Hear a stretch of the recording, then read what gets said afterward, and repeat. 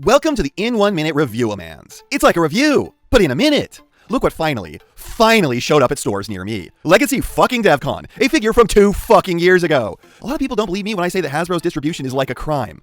And this has to be the least frustrating of all the 86 Blur retools. The original version of this is just a much worse version of the Titans Return figure, and had a lot of issues. This mostly smooths things back out. Though, I gotta say, if you don't love Floro Deary's art style, you might find this dude a bit hard to get behind. He does not look like what you would normally think of when you think of the Transformers. And he's like my mortal enemy because he seems to have gone to war against squares. Though, thankfully, his feet aren't as ugly as they were in the show.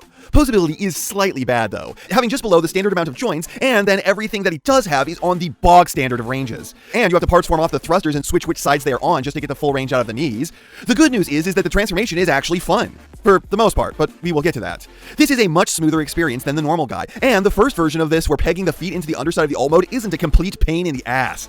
Plus, it doesn't have Blur's horrid forearm extensions. Unfortunately, I still hate one aspect of this thing, and that's the way that the arms peg into the sides, or how they kind of really don't. They go in at these funky angles, they mush in with no real satisfying feedback, they're awkward, they slip out like it's nothing. I just hate the feel of this step.